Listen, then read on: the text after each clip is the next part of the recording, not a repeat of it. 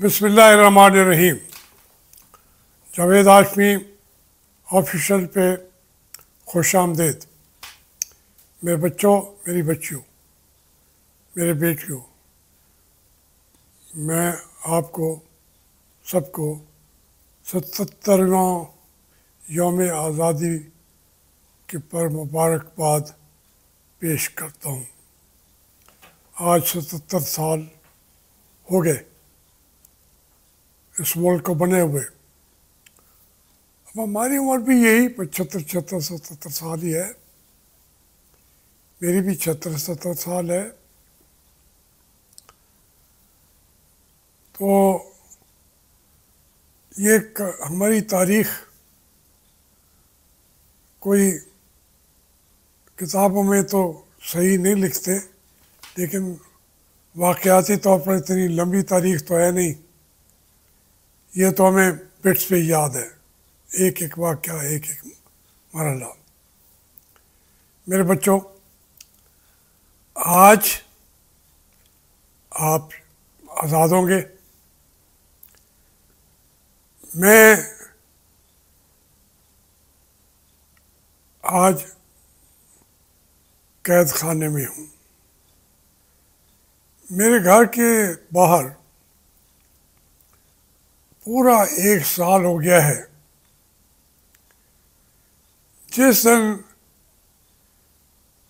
तहरीक इंसाफ ने कोई एहतजाज करना होता है, मेरे घर के बाहर पुलिस आके मुकम्मल गिराव कर लेती है। तो 1-2 दिन रुके रहते हैं। कोई घर से उनके हत्थे चढ़ जाए तो उसको कैदी बना लेते हैं। ये रूटीन है। इससे वो उन्होंने कभी इनहराफ नहीं किया। तो आज मैं चला गया उनके पास। मैंने कहा, भाई मेरे घर में तो सिर्फ ख़वातीन हैं या मैं हूँ। तहरीक इंसाफ का इलेक्शन लड़ा है मेरे भतीजे ने, तो मुझे सज़ा क्यों दे रहे हो? तो मैं तो तहरीक इंसाफ में हूँ भी नहीं। तो उन्होंने कहा कि आप बस अंदर रहें। मैंने कहा, क्यों रहूं? कोई अगर मैंने जुर्म किया है तो मैं हाजिर हूँ, मुझे पकड़ के ले जाएं।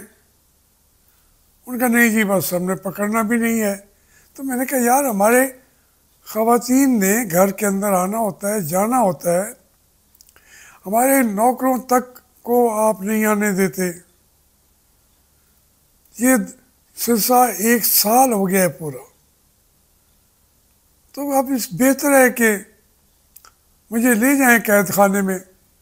तो उनमें से एक पुलिस वाले ने हंसते हुए कहा कि आपका तो इज़्ज़त करते हैं, अगर आपको कैद खाने में जाने का इतना शौक़ है तो फिर ये घर आपका कैद खाना नहीं है। रहें आप, खाएं पिएं। तो ये इस सूरत हाल है। मैं तो हंस के कह रहा हूँ, लेकिन कोई इसमें हंसने वाली बात नहीं है। यौम आज़ादी है आज। पूरे मुल्क को आपने हॉस्टेज बनाया हुआ है। कब तक अपनी कौम से लड़ेंगे आप? रात में देख रहा था, पूरे मुल्क में, लाहौर के अंदर, मरी पोस्ट ऑफिस के सामने, रावलपिंडी में, पेशावर में, कहीं भी जहाँ वो लोग थे, नौजवान, वो नारे लगा रहे थे इमरान खान के। तो ये कब तक इतना फासला हमारी अफवाज पाकिस्तान के सरबराहान ये करेंगे ये काम? देखिए, मैं 85 में इलेक्शन लड़ा था। तो हमने मज़हब का इस्तेमाल कर लिया। आज तक भी मुझे उसका अफसोस है। हम जिस इलाके में जाते थे, पूरा 200-250 किलोमीटर का लंबा हल्का था मेरा कौमी असम्बली का। तो वो वहाँ ऐलान कर दिया जाता कि यहाँ इस गांव के, इस शहर के जितने उलमा किराम बैठे हुए हैं, वो कुरान हकीम की तिलावत करेंगे। जहाँ से करेंगे, जावेद हाफिज़ साहब उसका तर्जुमा करके और उसकी तफसीर भी करेंगे। तो लोग को हैरान हो जाते कि यार जहाँ से भी पढ़ें, मौलवियों के अंदर तो फिर गुस्सा आ गया। वो मुश्किल से मुश्किल आयात पढ़ते और मैं तर्जुमा कर देता। तो उससे लोगों ने कहा यार इसका तो वोट का हक है। ये एक पॉइंट था। और भी जीतने के और तरीके भी थे, लेकिन मैं यकीन माने दिल में कहता हूँ कि मैंने मज़हब का वहाँ के मज़हब को अपने इंतखाबात जीतने का ज़रिया बना लिया था। मुझे आज तक उस बात पे रिपेंट है, अफसोस भी होता है कि भाई अगर मैं उनके तरक्की की बात करूं, उनको मैं मैनिफेस्टो बताऊं कि मैं ये करूंगा, उसके बजाय मैं 4 आयात पढ़ देता हूं और वो बेचारा पूरा मजमा जो है मशहूर हो जाता था।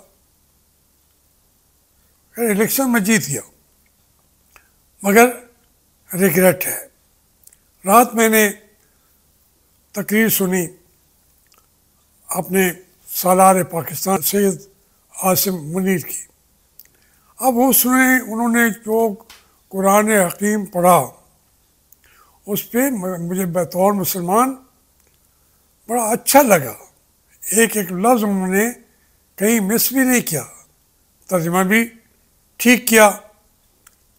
लेकिन मुझे इसके बावजूद उस तकरीर का कोई सिरा मिलता हुआ नज़र नहीं आता। क्या कहना चाहते थे? डरा रहे थे, धमकियाँ दे रहे थे अपने हमसाया मुल्कों को भी, अपने मुल्क के आवाम को भी। भाई आपके पास ताकत है, आप जो चाहें करेंगे वो, लेकिन नज़र तो डालें उधर रात के जश्न आज़ादी मनाने वालों पर। पूरी कौम सड़कों पे निकल आई इमरान खान के हक में।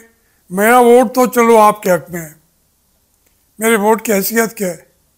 ओ भाई पूरी कौम खड़ी है, मेरा वोट तो क्या जानना में आपके साथ ही।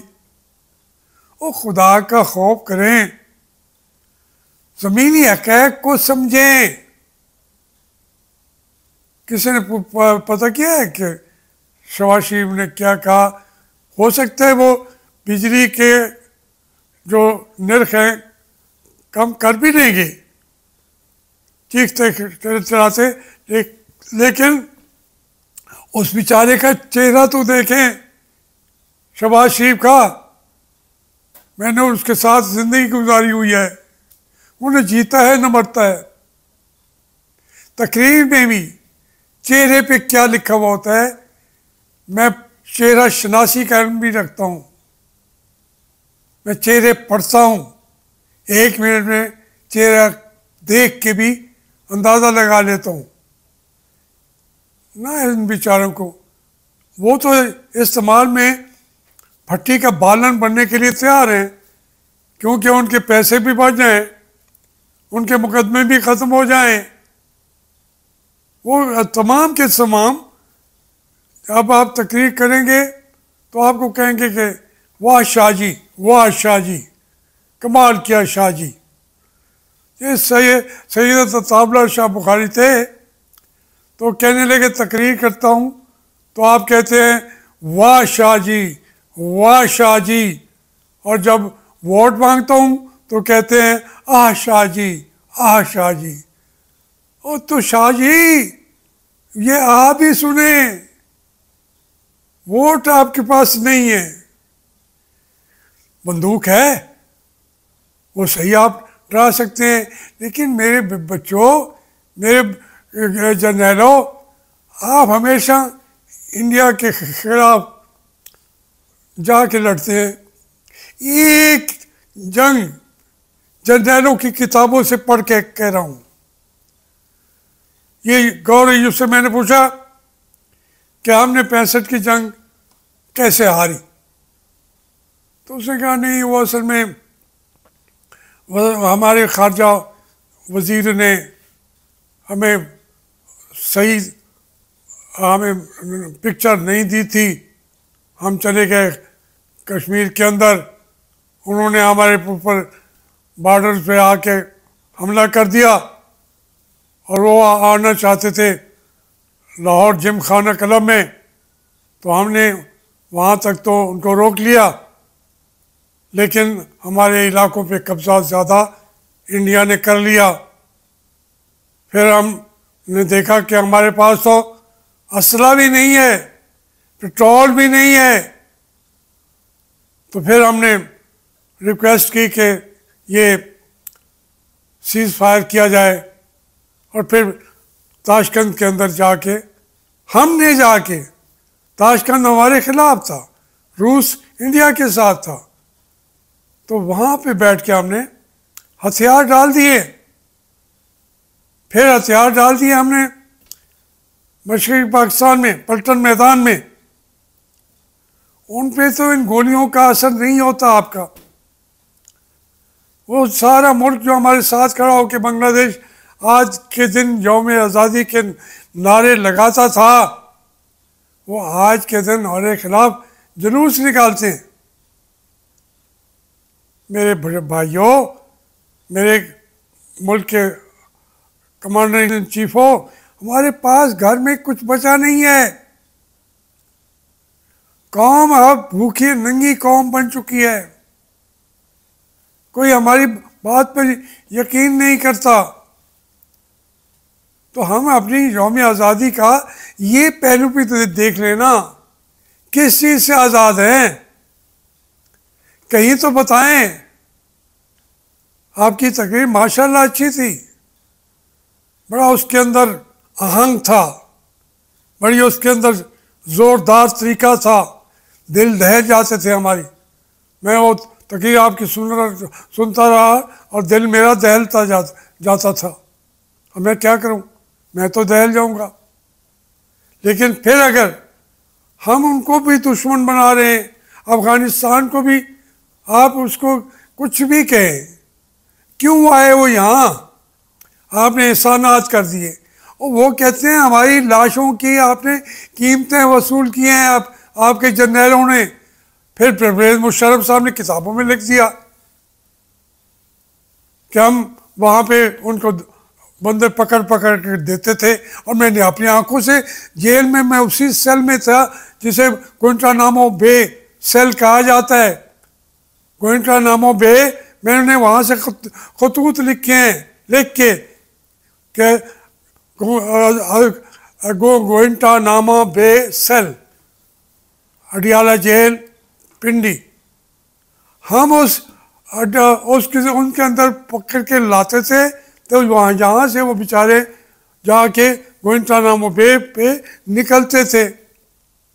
और आज वो शेख है एक, उसको आज उन्होंने आज से 15-20 महीना अमेरिका ने बेगुनाह करार दे दिया है।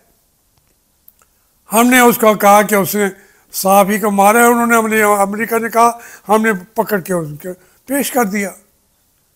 हर चीज़ हम करते रहते हैं, जो जो करते हैं उनको पकड़ें तो सही। और किसको पकड़ेंगे यार, उस मोहम्मद बिन जैद को किसने उनके हाथ में दे दिया, क्यानी से पूछो तो सही, पैसे कहाँ किस किसने लिए उसामा बिन जैद के।